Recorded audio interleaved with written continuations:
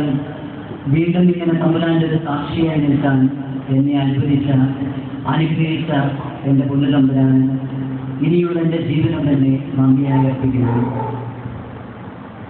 ഒത്തിരിയേറെ സ്നേഹത്തോടും സന്തോഷത്തോടും അതിലുപരി വാക്കുകളാൽ പറഞ്ഞു മനസ്സിലാക്കാൻ സാധിക്കാത്ത ആഹ്ലാദത്തോടും കൂടിയാണ് ഞാൻ ഈ പരിശുദ്ധ അൾത്താരയിൽ നിങ്ങൾക്ക് മുൻപിൽ നിൽക്കുന്നത്. കാരണം ഈ ഇടവകയിൽ അജപാലകനായതിനും എൻ്റെ പ്രിയ ഇടവക സമൂഹവും കഴിഞ്ഞ കാലങ്ങളിൽ എൻ്റെ ജീവിതത്തിൽ വന്നുപോയ എല്ലാ തെറ്റുകൾക്കും തമ്പുരാന്റെ മുൻപിൽ മാപ്പപേക്ഷിച്ച് തമ്പുരാന്റെ കയ്യിൽ നിന്നും കണ്ണുനീരിൽ കുളിർന്ന പ്രാർത്ഥനകളോടെ യാചിച്ചു വാങ്ങിയതാണ് ഈ ജീവിതം എന്ന് ഞാൻ ഉറച്ചു വിശ്വസിക്കുന്നു. കാരണം ബാക്കിയുമായിട്ടുള്ള എൻ്റെ മരണം സംഭവിച്ചു കഴിഞ്ഞിരുന്നു. BGS ഹോസ്പിറ്റലിലെ NICUവിലെ 5 ദിവസം വെറും വെന്റിലേറ്ററിന്റെ സഹായത്തോടുകൂടി മാത്രമാണ് ഞാൻ കിടന്നിരുന്നത്. അതും എടുത്തു പറയാനായി യാതൊന്നുമില്ല. വെന്റിലേറ്റർ പ്രവർത്തിച്ചിരുന്നത് കൊണ്ട് ഹൃദയത്തിൻ്റെ ഒരു ഇടുപ്പ് മാത്രം, യാതൊരു അനുഭവമില്ല. ഈ ഒരു അവസരത്തിൽ ബഹുമാനപ്പെട്ട തോമസ് അച്ഛനെ ഒത്തിരിയേറെ നന്ദിയോടുകൂടി ഞാൻ സ്മരിക്കുന്നു. കാരണം ഞാൻ ICUവിലായിരുന്ന ആഴ്ചയിലെ അച്ഛൻ അർപ്പിച്ച ഞായറാഴ്ച കുർബാന കണ്ണുനീരിൽ തുടർന്ന ഒരു ജീവിതയായിരുന്നുവെന്നും സ്വന്തം അനിയന്റെ സ്ഥാനം നൽകി എൻ്റെ കഴിഞ്ഞുപോയ കാലങ്ങളിലെ തെറ്റുകൾക്ക് തമ്പുരാന്റെ മുൻപിൽ മാപ്പപേക്ഷിച്ച് നിറവിളികളോടെ തമ്പുരാന്റെ മുൻപിൽ എനിക്കായി ഒരു അവസരത്തിന് കൂടി യാചിക്കുന്ന അച്ഛൻ. വാക്കുകളാൽ എനിക്കത് പറയാൻ സാധിക്കുന്നില്ല. ശരിക്കും നുറുങ്ങി വേദനിക്കുന്ന ഒരു മനസ്സുമായിട്ടാണ് അച്ഛൻ ആ പേര് പൂർത്തിയാക്കിയത് എന്നെനിക്ക് തോന്നുന്നു. കാരണം ആ മനസ്സിൻ്റെ വേദന ICUവിൽ നിന്ന് ഷിഫ്റ്റ് ചെയ്യപ്പെട്ടതിന് ശേഷം BGS ഹോസ്പിറ്റലിൻ്റെ റൂമുകളിൽ ഞാൻ അനുഭവിച്ചു. ICUവിൽ നിന്ന് റൂമിലേക്ക് ഷിഫ്റ്റ് ചെയ്യപ്പെട്ടതിന് ശേഷം എന്നെ കാണാനായി അച്ഛൻ അവിടെ എത്തി. ഒത്തിരിയേറെ സ്നേഹത്തോടുകൂടി എന്നെ കെട്ടിപ്പിടിച്ച് എൻ്റെ 2 കവിളുകളിലും മാറി മാറി ചുംബിച്ചപ്പോൾ അച്ഛൻ്റെ കണ്ണിൽ നിന്നും കണ്ണുനീർ ഒഴുകുന്നുണ്ടായിരുന്നു. അന്ന് ഞാൻ കണ്ട ആ കണ്ണുനീർ ഒരു കുഴപ്പവും കൂടാതെ എന്നെ തിരിച്ചു കിട്ടിയല്ലോ എന്ന ആശ്വാസത്തിൻ്റെ നെടുവീർപ്പാണ് എന്ന് എനിക്ക് അനുഭവപ്പെട്ടു. തമ്പുരാന്റെ കയ്യിൽ നിന്നും യാചിച്ചു വാങ്ങിയ ജീവിതത്തിന് അവകാശവുമായി അച്ഛൻ റൂമിൽ ഇറങ്ങുമ്പോൾ എൻ്റെ വികാരത്തെ നിയന്ത്രിക്കുവാൻ എനിക്ക് മണിക്കൂറുകൾ വേണ്ടി വന്നു. അച്ഛൻ്റെ സ്നേഹത്തിനും പ്രാർത്ഥനയ്ക്കും മുൻപിൽ നന്ദി നിറഞ്ഞ ഹൃദയത്തോടെ ചേർത്ത് നമിക്കുന്നു.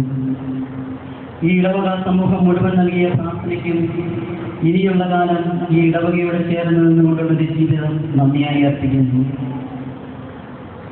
ഒരു ഞായറാഴ്ച ദിവസം രാത്രിയാണ് ചെറിയ പനിയും ക്ഷീണവുമായി ഇവിടെയുള്ളൊരു സ്വകാര്യ ഹോസ്പിറ്റലിൽ ഞാൻ അഡ്മിറ്റ് ചെയ്യപ്പെടുന്നത്. അതിനു മുമ്പ് 2-3 ലാബുകളിൽ ബ്ലഡ് ടെസ്റ്റ് കാര്യങ്ങളെല്ലാം ചെയ്തിരുന്നു. പ്രത്യേകിച്ച് യാതൊരു കുഴപ്പവും കണ്ടെത്തുവാൻ സാധിച്ചില്ല. ഡെങ്കു, ചിക്കൻ ഗുനിയ അങ്ങനെ യാതൊന്നുമില്ല. ഞാൻ അഡ്മിറ്റ് ചെയ്യപ്പെട്ട പ്രൈവറ്റ് ഹോസ്പിറ്റലിലും ബ്ലഡ് ടെസ്റ്റ് എല്ലാം ചെയ്തു. പ്രത്യേകിച്ച് യാതൊന്നും അവിടെയും കണ്ടെത്താൻ കഴിഞ്ഞില്ല. ഓരോ ദിവസവും കഴിയുന്തോറും എൻ്റെ ബ്ലഡിലെ പ്ലേറ്റ്ലെറ്റ്സിൻ്റെ കൗണ്ട് കുറഞ്ഞു വരുന്നുണ്ടായിരുന്നു. അങ്ങനെ ചൊവ്വാഴ്ച ഉച്ചയായപ്പോഴേക്കും എൻ്റെ ബ്ലഡ് കൗണ്ട് 20,000 എത്തി. ഉടനെ തന്നെ എന്നെ അവിടെ നിന്നും പീപ്പിൾസ് സ്റ്റേറ്റ് ഹോസ്പിറ്റലിലേക്ക് ഷിഫ്റ്റ് ചെയ്തു. അങ്ങനെ ചൊവ്വാഴ്ച ഉച്ചയ്ക്ക് പീപ്പിൾസ് സ്റ്റേറ്റ് ഹോസ്പിറ്റലിലെത്തി. അവിടെ എത്തിയപ്പോഴേക്കും എൻ്റെ പ്ലേറ്റ്ലെറ്റ്സിൻ്റെ കൗണ്ട് 12,000 എത്തി. അങ്ങനെ അവിടെ വെച്ച് കാഷ്വാലിറ്റി ഡോക്ടർ എൻ്റെ വയറ് നന്നായി പ്രസ് ചെയ്ത് നോക്കി. അപ്പോഴാണ് എനിക്ക് വയറിൻ്റെ ഒരു വശത്തായിട്ട് ശക്തമായ വേദന അനുഭവപ്പെടുന്നത്. അപ്പോൾ തന്നെ ഡോക്ടർ പറഞ്ഞു ലിവർ ഫംഗ്ഷൻ ടെസ്റ്റ് ചെയ്യണമെന്ന്. അവിടെ ICUവിലാണെങ്കിൽ ഹൗസ്ഫുള്ളാണ്, ഒരു ബെഡ് പോലും ഇല്ല കാര്യം. ഒരു 15 മിനിറ്റ് കഴിഞ്ഞപ്പോൾ തമ്പുരാന്റെ കൃപ ഡോക്ടർ പറഞ്ഞു ICUവിൽ ഒരു ബെഡ് ഫ്രീ ആയിട്ടുണ്ട്, ഇവനെ ICUവിലേക്ക് ഷിഫ്റ്റ് ചെയ്യാൻ പോവുകയാണ്. അപ്പോഴേക്കും എൻ്റെ ബ്ലഡിൻ്റെ കൗണ്ട് 6,000 എത്തി. ഉടനെ തന്നെ പ്ലേറ്റ്ലേറ്റ് RDP SDP എല്ലാം കൊണ്ടുവന്നു. എനിക്ക് പ്ലേറ്റ്ലേറ്റ് കയറ്റുവാൻ ആരംഭിച്ചു. അതോടൊപ്പം തന്നെ ലിവർ ഫംഗ്ഷൻ ടെസ്റ്റ് ചെയ്ത് കഴിഞ്ഞു. അന്ന് ചൊവ്വാഴ്ച രാത്രി ആയപ്പോഴേക്കും എൻ്റെ മനസ്സിൽ ആകെ ഒരു ഭയം ഉടലെടുത്ത് തുടങ്ങി. കഴുത്തിൽ കിടന്ന ജപമാല ഞാൻ കൈകളിലേക്ക് എടുത്ത് പരിശുദ്ധ അമ്മയുടെ മധ്യസ്ഥം വിളിച്ചപേക്ഷിച്ചുകൊണ്ട് ആ ICUവിൽ കിടന്ന് ഞാൻ കൊണ്ടുചെല്ലാൻ ആരംഭിച്ചു. ആ ICUവിലെ ബെഡിൽ കിടന്നുകൊണ്ട് ഞാൻ പ്രാർത്ഥിച്ചു, എൻ്റെ തമ്പുരാനെ യാതൊരു കുഴപ്പവും കൂടാതെ ഞാൻ തിരിച്ചു വരികയാണെങ്കിൽ വിശുദ്ധ ഔസേപ്പിതാവിൻ്റെയും കാരജമുന്യവാളുടെയും പരിശുദ്ധ അമ്മയുടെയും മധ്യസ്ഥത്തിൽ ഞാൻ അവിടെ സാക്ഷ്യം പറഞ്ഞോളാമെന്ന് മനസ്സിൽ നേർന്നു. അപ്പോഴേക്കും മനസ്സിൽ അച്ഛൻ്റെ ചിന്തകളും കടന്നുകൂടി. തോമസ് അച്ഛൻ എൻ്റെ കാര്യം അറിഞ്ഞിട്ടുണ്ടാവുമോ? പുറത്തു നിൽക്കുന്ന ആരോടെങ്കിലും ഒന്ന് പറഞ്ഞാലോ, അച്ഛനോടൊന്ന് വിളിച്ച് പറയണം, എനിക്ക് വേണ്ടി പ്രാർത്ഥിക്കണമെന്ന് പറയാൻ. പിന്നെ ഞാൻ വിചാരിച്ചു, വേണ്ട, കാരണം എനിക്ക് സെക്കൻഡ് ട്രിപ്പ് പ്ലേറ്റിലേക്ക് കയറ്റണം. എൻ്റെ സുഹൃത്തുക്കളുമെല്ലാം അതിൻ്റെ പിന്നാലെ പോയിക്കൊണ്ടിരിക്കുകയാണ്. നാളെ എപ്പോഴെങ്കിലും അച്ഛൻ അറിഞ്ഞോളും, അപ്പോൾ അച്ഛൻ പ്രാർത്ഥിച്ചോളും എന്ന് സമാധാനിച്ച് ഞാൻ ചെറുതായി ഒന്ന് മയങ്ങി. 10 മിനിറ്റ് കഴിഞ്ഞപ്പോഴേക്കും ICUവിലെ സ്റ്റാഫ് എന്നെ വിളിച്ചു. ഞാൻ കണ്ണു തുറന്നു. ഒത്തിരി സന്തോഷമായി എനിക്ക്. കാരണം ഞാൻ മനസ്സിലാഗ്രഹിച്ചതായും എൻ്റെ മുൻപിൽ. രാത്രി 11 മണിയായി. തോമസ് അച്ഛൻ എൻ്റെ മുൻപിൽ നിൽക്കുന്നു. അച്ഛൻ കുറച്ചു നേരം എന്നോട് വിശേഷങ്ങളൊക്കെ ചോദിച്ച് എൻ്റെ തലയിൽ കൈവച്ച് പ്രാർത്ഥിച്ച് അച്ഛൻ പോയി. മനസ്സിന് ഒത്തിരിയേറെ സമാധാനമായി. ഞാൻ ശാന്തമായി ഉറങ്ങി. പിറ്റേ ദിവസം ബുധനാഴ്ച രാവിലെ ഞാൻ എണീറ്റു. LFT ടെസ്റ്റിൻ്റെ റിസൾട്ട് വന്നു. വെറും 35 മാത്രം വേണ്ട ലിവർ ഫംഗ്ഷനിലെ SGOTയുടെ കൗണ്ട് 1000-ലെത്തിയിരിക്കുന്നു. പിന്നീട് അതിന് എന്തൊക്കെയുള്ള മരുന്ന് കാര്യങ്ങളും അവിടെ എനിക്ക് തന്നു. അന്ന് രാത്രിയായപ്പോഴേക്കും എൻ്റെ ബ്ലഡിൻ്റെ പ്ലേറ്റ്ലേറ്റ് കൗണ്ട് കുറച്ചുകൂടി 6000-ൽ നിന്ന് 12,000-ലേക്ക് എത്തി. അപ്പോൾ ഡോക്ടർ പറഞ്ഞു, നാളെ ഇവരെ റൂമിലേക്ക് ഷിഫ്റ്റ് ചെയ്യാം. അങ്ങനെ രാവിലെ എൻ്റെ അങ്കിൾ എന്നെ ഷിഫ്റ്റ് ചെയ്യാനുള്ള റൂമെല്ലാം ബുക്ക് ചെയ്ത് വീട്ടിലേക്ക് പോന്നു. കാരണം വീട്ടിൽ ആന്റിക്കും ഡെങ്കു വന്ന് കിടപ്പിലായിരുന്നു. അങ്കിൾ വീട്ടിലെത്തുന്നതിന് മുമ്പ് തന്നെ ഹോസ്പിറ്റലിൽ നിന്ന് ഡോക്ടർ വിളിച്ചു. ഉടനെ തന്നെ ഹോസ്പിറ്റലിലെത്തണം, ഒരു കാര്യം ഡിസ്കസ് ചെയ്യാനുണ്ട് എന്ന് പറഞ്ഞു. അങ്കിൾ ഉടനെ തന്നെ ഹോസ്പിറ്റലിലെത്തി. അപ്പോൾ ഡോക്ടർ പറഞ്ഞു, ഞാൻ രാവിലെ എൻ്റെ സമാധാനത്തിന് വേണ്ടി ഒന്നുകൂടി ഇവന് LFT ചെയ്തു നോക്കി. അപ്പോൾ വെറും 35 വേണ്ട ലിവർ ഫംഗ്ഷൻ്റെ SGOT 1000-ൽ നിന്നും 27,000-ലേക്ക് എത്തിയിരിക്കുന്നു.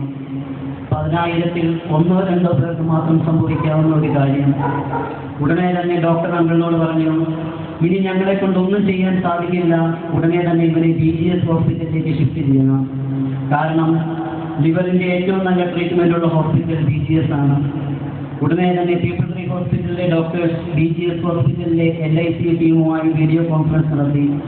എന്നെ ഷിഫ്റ്റ് ചെയ്യാനുള്ള എല്ലാ തീരുമാനങ്ങളും എല്ലാ കാര്യങ്ങളും തീരുമാനിച്ചു.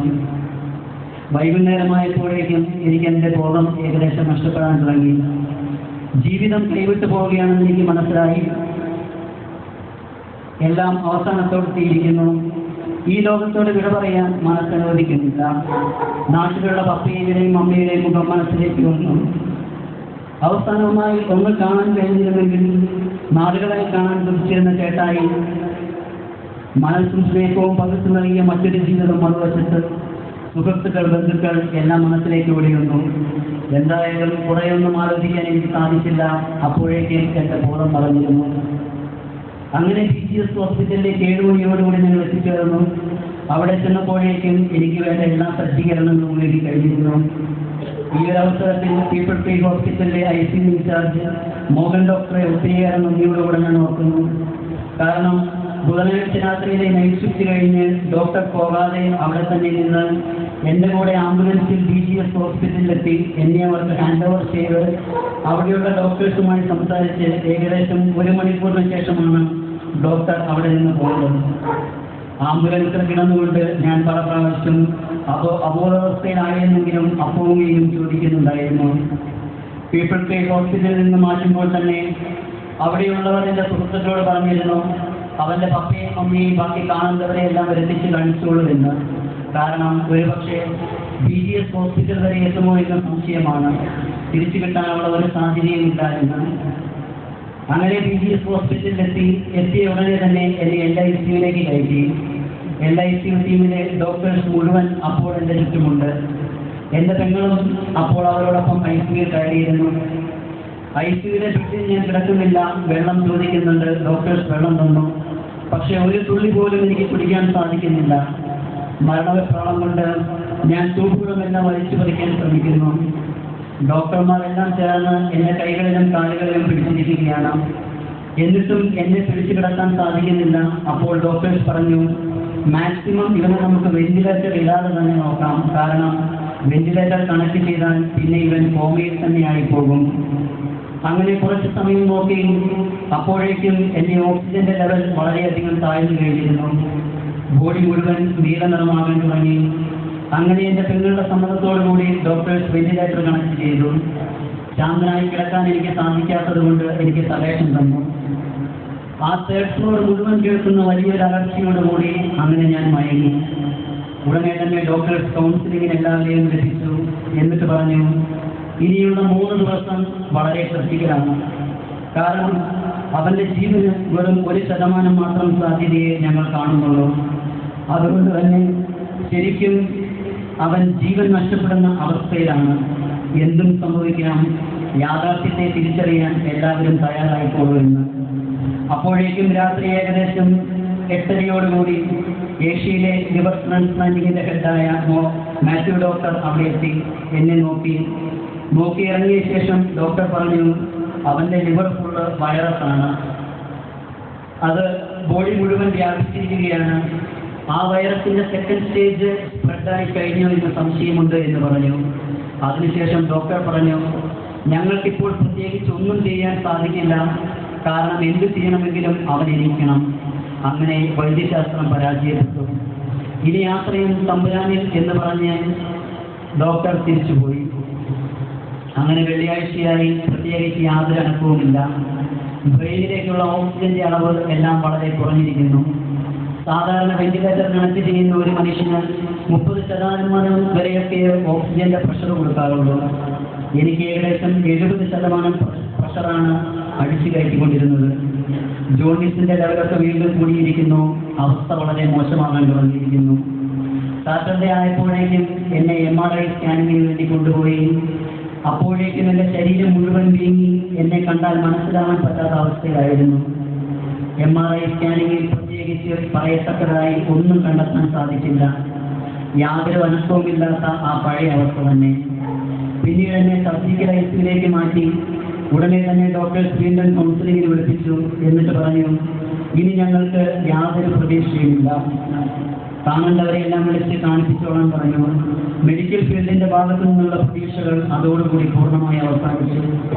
അപ്പോഴേക്കും എൻ്റെ ചേട്ടായി കുവൈറ്റിൽ നിന്നെത്തി.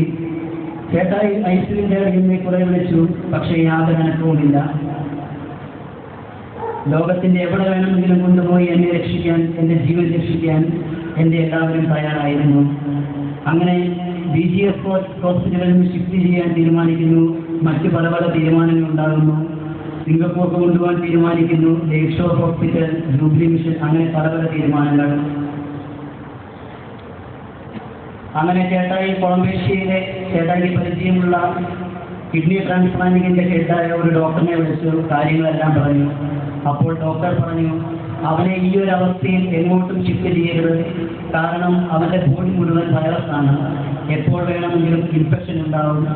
ഇപ്പോൾ അവൻ കിടക്കുന്നത് വളരെ കൃത്യമായിട്ടുള്ള ഹോസ്പിറ്റലിൽ തന്നെയാണ്. അങ്ങനെ BGS തന്നെ വീണ്ടും കിടന്നു. പിറ്റേ ദിവസം തിങ്കളാഴ്ചയായി. പ്രത്യേകിച്ച് യാതൊരു അനക്കവുമില്ല. 11 മണിയായപ്പോഴേക്കും ഡോക്ടർ കൗൺസിലിങ്ങിന് വിളിപ്പിച്ചു. എന്നിട്ട് പറഞ്ഞു, അടുത്ത 12 മണിക്കൂറിനുള്ളിൽ ഇവർ എണീറ്റിരിക്കണം. അല്ലെങ്കിൽ ഇവനെ തിരിച്ചു കിട്ടുന്നത് കൊണ്ട് പ്രത്യേകിച്ച് യാതൊരു ഗുണവുമില്ല. കാരണം ഇവന്റെ പല ഓർഗൻസും നശിച്ചിരിക്കാം. ഇവന്റെ ഓർമ്മ മുഴുവൻ നശിച്ചു പോയേക്കാം. അല്ലെങ്കിൽ 2-3 മാസം കോമ സ്റ്റേജിൽ തന്നെ തുടർന്നേക്കാം. മറ്റു പലതും സംഭവിക്കാമെന്നൊക്കെ. അങ്ങനെ അന്ന് തിങ്കളാഴ്ച വൈകുന്നേരമായപ്പോഴേക്കും ചേട്ടായി ഒന്നുകൂടി ഐസിയുവിൽ വന്നു. എന്നിട്ട് എന്നോട് പറഞ്ഞു, ഡാ എണീക്കടാ, എന്ത് ഉറക്കമായത്, പപ്പയും മമ്മിയും എന്നെ കാണാൻ പുറത്ത് കാത്തു നിൽക്കുന്നു. ആ വിളി എൻ്റെ യാത്ര അവസാനിപ്പിച്ചു. യാത്ര എന്ന് ഞാൻ ഉദ്ദേശിച്ചത് മരണത്തിലേക്ക് അടുത്തുകൊണ്ടിരുന്ന എൻ്റെ യാത്ര തന്നെയാണ്. അതിപ്രകാരമായിരുന്നു. കൊടുംവനത്തിലൂടെ അതിവേഗമുള്ള ഒരു യാത്ര. അതിവേഗം എന്ന് പറഞ്ഞാൽ ആ യാത്രയുടെ വേഗത വാക്കുകളാൽ പറഞ്ഞ് മനസ്സിലാക്കാൻ സാധിക്കില്ല. എവിടെ എന്തെങ്കിലും ഒന്ന് പിടിച്ചു നിൽക്കാൻ വേണ്ടി പലയിടത്തേക്കും ഞാൻ കൈകൾ നീട്ടുന്നുണ്ട്. പക്ഷെ എവിടെയും ഒന്ന് പിടിക്കാൻ എനിക്ക് സാധിക്കുന്നില്ല. എൻ്റെ സുഹൃത്തുക്കൾ, ബന്ധുക്കൾ എല്ലാവരെയും ഞാൻ മാറി മാറി വിളിക്കുന്നു. എൻ്റെ വിളി ആരും കേൾക്കുന്നില്ല. ആ വിളി കേൾക്കാൻ അവിടെ ആരുമില്ല. ദൈവമില്ല, പിശാചില്ല, ഞാനും ഒരു കൊടുംവനവും. എൻ്റെ മരണത്തിലേക്കുള്ള യാത്രയുടെ അവസാനം ഞാൻ കണ്ടു തുടങ്ങി. എത്താറായിരിക്കുന്നു, ഇനി കുറച്ച് സമയം കൂടിയേ ഉള്ളൂ. ആ സമയത്താണ് ചേട്ടായുടെ സ്വരം എന്നെ പിടിച്ചു നിർത്തുന്നത്. നേരത്തെ ഞാൻ പറഞ്ഞതുപോലെ, ഡാ എടീക്കിട എന്നുറക്കമാണിത്, പപ്പയും മമ്മിയും പുറത്ത് കാത്തു നിൽക്കുന്നുവെന്ന്. ചേട്ടായുടെ സ്വരം എന്നിൽ ചലനങ്ങൾ സൃഷ്ടിച്ചു. എൻ്റെ 2 കണ്ണിൽ നിന്നും കണ്ണുനീർ ഒഴുകി. അത് കണ്ടപ്പോൾ ഡോക്ടേഴ്സ് പറഞ്ഞു, പ്രതീക്ഷയ്ക്ക് വകയുണ്ട്, അവനവൻ്റെ സഹോദരൻ്റെ സ്വരത്തോട് പ്രതികരിക്കാൻ തുടങ്ങിയിരിക്കുന്നുവെന്ന്. അങ്ങനെ അന്ന് രാത്രി ചേട്ടായി പുറത്തേക്ക് പോയി. പിറ്റേന്ന് ചൊവ്വാഴ്ച പുലർച്ചെ 3:30 എല്ലാവരുടെയും പ്രാർത്ഥനകളുടെയും കണ്ണുനീരിൻ്റെയും ഫലം BGS ഹോസ്പിറ്റലിൻ്റെ ICUവിൽ പ്രതിഫലിച്ചു. കൃത്യം 3:30 തമ്പുരാൻ എന്നെ ഉണർത്തി. 5 ദിവസങ്ങൾക്ക് ശേഷം എൻ്റെ തമ്പുരാൻ എന്നെ ഉയർപ്പിച്ചു. വീണ്ടും ഒരു പുതുജന്മം. വലിയ ഒരു ഉറക്കത്തിൽ നിന്ന് എണീക്കുന്നത് പോലെ ഞാൻ കണ്ണു തുറന്നു. പിന്നീട് അങ്ങോട്ടുള്ള ഓരോ നിമിഷവും എൻ്റെ തമ്പുരാൻ എന്നെ പരിപാലിച്ചുകൊണ്ടിരിക്കുകയായിരുന്നു. കണ്ണു തുറന്ന് 1 മണിക്കൂറിനുള്ളിൽ തന്നെ ഞാൻ ചായ വേണമെന്ന് പറഞ്ഞു. അവർ എനിക്ക് ചായ കുടിക്കാനായി തന്നു. ഞാനത് മുഴുവൻ കുടിച്ചു. യാതൊരു കുഴപ്പവുമില്ല. വൊമിറ്റിംഗ് ഉണ്ടാവുമോ എന്ന് ഡോക്ടേഴ്സിന് ഭയമായിരുന്നു. 6 മണിയായപ്പോഴേക്കും എൻ്റെ ബന്ധുക്കളെയും സുഹൃത്തുക്കളെയുമെല്ലാം സുഹൃത്തുക്കളോടുമെല്ലാം ഡോക്ടേഴ്സ് പറഞ്ഞു, അത്ഭുതം സംഭവിച്ചിരിക്കുന്നു, അവൻ എണീറ്റു, യാതൊരു കുഴപ്പവുമില്ല എന്ന്. പെട്ടെന്ന് ആർക്കും അത് വിശ്വസിക്കാനായില്ല. എൻ്റെ ചേട്ടായി ഉടനെ തന്നെ ഉള്ളിലേക്ക് വന്ന് ഞാൻ ചേട്ടായിയുമായി സംസാരിച്ചു. 7 മണിക്ക് ഞാൻ ICUവിൻ്റെ ബെഡിൽ നിന്നും എണീറ്റു. ആ ICU ബെഡിൻ്റെ അടുത്തു നിന്നും ആ ICU മുഴുവൻ ഒരു റൗണ്ട് നടന്ന് ഞാൻ എൻ്റെ ബെഡിൻ്റെ അരികിൽ തിരിച്ചെത്തി. പിന്നെ ഞാൻ ആ ബെഡിൽ കിടന്നിട്ടില്ല. അവരൊരു സോഫ എൻ്റെ അടുത്ത് കൊണ്ടുവന്നു. ഞാൻ അതിലിരുന്നു. 8 മണിയായപ്പോൾ ബ്രേക്ക്ഫാസ്റ്റ് എത്തി. അത് ഞാൻ തന്നെ അവിടെ ഇരുന്ന് പകുതിയോളം കഴിച്ചു തീർത്തു. ഉച്ചയ്ക്ക് ചോറുമുണ്ടു. അന്ന് രാത്രി തന്നെ ഞാൻ ICUവിൽ നിന്ന് പുറത്തു കടന്നു. ICUവിൽ കാണാൻ വന്ന എല്ലാവരോടും ഞാൻ സംസാരിച്ചു. അന്ന് രാത്രി 7 മണിയായപ്പോഴേക്കും എന്നെ റൂമിലേക്ക് ഷിഫ്റ്റ് ചെയ്തു. 3 ദിവസം കൊണ്ട് ഞാൻ വീട്ടിലെത്തി. ഇതാ ഇപ്പോൾ എൻ്റെ തലമുടി നാരിഴയ്ക്ക് പോലും ഒരു പോറൽ വരുത്താതെ കാത്തു പരിപാലിച്ച എൻ്റെ പൊന്നു തമ്പുരാൻ എന്നെ നിങ്ങൾക്ക് മുൻപിൽ നിർത്തിയിരിക്കുന്നു. അപ്രതീക്ഷിത തിരിച്ചുവരവെന്നാണ് BGS ഡോക്ടേഴ്സ് എൻ്റെ കാര്യത്തിൽ പറഞ്ഞത്. ICUവിൽ നിന്ന് ഷിഫ്റ്റ് ചെയ്ത് ഒരാഴ്ചയ്ക്കുള്ളിൽ തന്നെ എൻ്റെ എല്ലാ മെഡിസിൻസും സ്റ്റോപ്പ് ചെയ്തു. എല്ലാ ഭക്ഷണവും ഇപ്പോൾ എനിക്ക് കഴിക്കാം. വിളിച്ച അറിവിനെ കേൾക്കുന്ന ദൈവവും വിളിക്കാൻ തയ്യാറായ ഒരു ഇടവക സമൂഹവും അതിലുപരിയായി ആ ഇടവക സമൂഹത്തെ നയിക്കാൻ തയ്യാറായ ഒരു അജപാലക നായകനുമുള്ളപ്പോൾ ഇനി ഇടവക യാതൊന്നും ഭയപ്പെടാനില്ല. എൻ്റെ പൊന്നു തമ്പുരാനിൽ എൻ്റെ വിശ്വാസം വർദ്ധിച്ചതുപോലെ നിങ്ങളുടെ എല്ലാ പ്രാർത്ഥനകളുടെയും ഫലമായുള്ള എൻ്റെ തിരിച്ചുവരവ് തമ്പുരാനിൽ നിങ്ങളുടെ വിശ്വാസം വർദ്ധിക്കാൻ കാരണമായി എന്ന് ഞാൻ വിശ്വസിക്കുന്നു. തുടർന്നും നന്ദിയുടെ ഒരു വാക്ക്. ഇടവക സമൂഹം, ജാതീയ ജീസസ് യൂത്ത്, ലോകത്തിൻ്റെ നാനാഭാഗങ്ങളിൽ നിന്നും എനിക്കായി പ്രാർത്ഥിച്ചവർ, ജെറുസലേം ധ്യാനകേന്ദ്രം, സെഹിയോൻ ശാലോം ധ്യാനകേന്ദ്രം, ഡിബൈൻ, പല കോൺഗ്രിഗേഷൻസിലെയും സിസ്റ്റേഴ്സ്, മറ്റച്ഛന്മാർ, എല്ലാവരെയും നന്ദിയോടെ ഓർക്കുന്നു. ഇനിയും എനിക്ക് വാക്കുകളാൽ പറഞ്ഞ് നന്ദി പറയാൻ സാധിക്കാത്തത് എൻ്റെ പ്രിയ സുഹൃത്തുക്കളോടാണ്. പീപ്പിൾ ട്രീ ഹോസ്പിറ്റലിൽ എന്നെ അഡ്മിറ്റായ ദിവസം മുതൽ വീട്ടിൽ തിരിച്ചെത്തുന്നത് വരെ ജോലിയും വീടും മറ്റവരുടേതായ എല്ലാ കാര്യങ്ങളും ഉപേക്ഷിച്ച് എൻ്റെ ഒപ്പമുണ്ടായിരുന്ന എൻ്റെ പ്രിയ സുഹൃത്തുക്കൾ ടിറ്റു, ആഷ്വിൻ, ലിൻഡോ, ഇജുമോൻ, അഗസ്റ്റിൻ, ഒത്തിരി നന്ദിയോടുകൂടി ഓർക്കുന്നു. ഇനിയുള്ള നിങ്ങളുടെ പ്രാർത്ഥനകളിൽ എന്നെയും ഓർക്കണമെങ്കിൽ എൻ്റെ പ്രാർത്ഥനകളിൽ നിങ്ങളും ഉണ്ടായിരിക്കും. പ്രാർത്ഥിക്കാൻ ഒരു സമൂഹമായി പ്രാർത്ഥിച്ചു വളരാം. നന്ദി.